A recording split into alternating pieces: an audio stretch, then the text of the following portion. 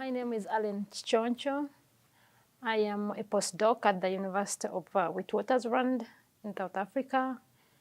I come from Uganda, and my research focuses on the wartime activities, including enslavement and then reintegration. Okay, the methods that I've found useful in my work, mainly I've used qualitative methods. I've relied mostly on interviews, in-depth interviews, and then focus group discussions. I've found the in-depth interviews really helpful in that they give a chance to these people that you're trying to understand their lives. The interviews give them like a space for them to explain issues regarding their lives, their past, and their hopes, their fears. So unlike a quantitative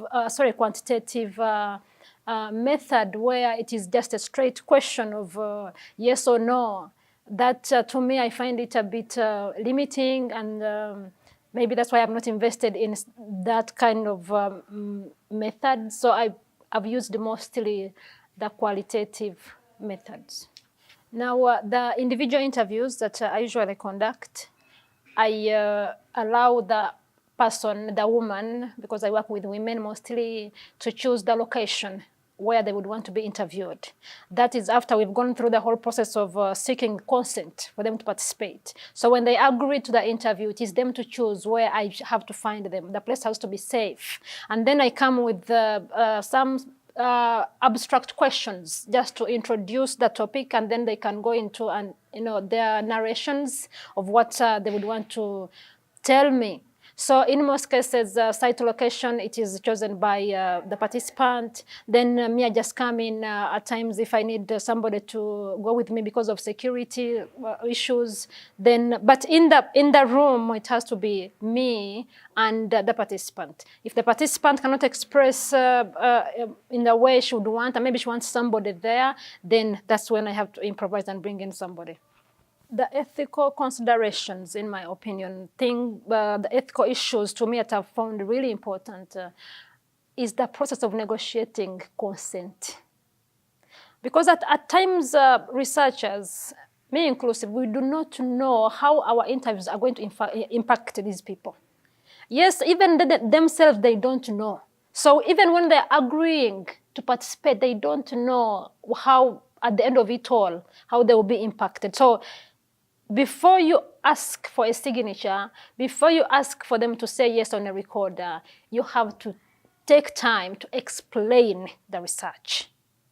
And then if the person is still not sure if they can participate or not, then you shouldn't sort of push them the direction of saying, I want to participate. You can give them extra time, or you can say, you will get back to me.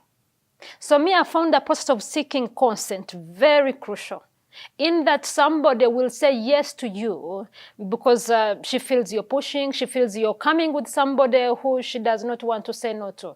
And then in my case, this is a sensitive subject, I agree, and how I try to ensure that these women, they fully accept on their own. I make sure the process of negotiating consent is done between me and the participant. No parent, no local chief, no NGO person. So if she says no to me, that's it.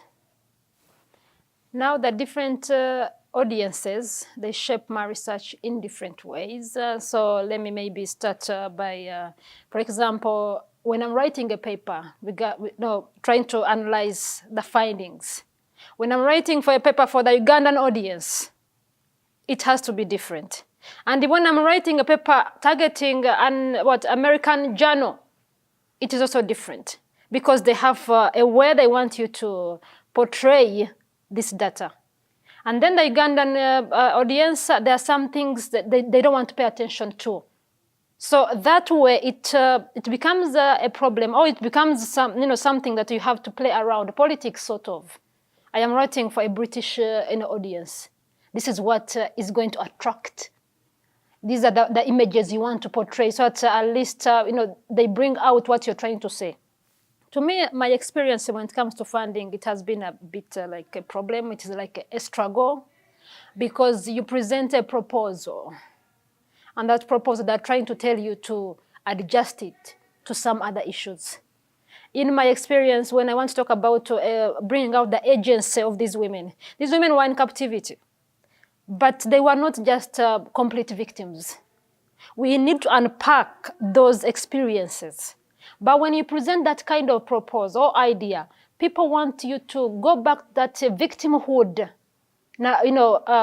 kind of narrative. So when it comes to funding, and of course at the end of the day, the funding determines what you're going to produce. If you're not starting from the designing of the proposal to data collection to publication, funding is behind there at the back of your mind telling you what to do. So to me, and I think to us, many of us, the African scholars, this is a problem because we need the funders who are mostly in the global north.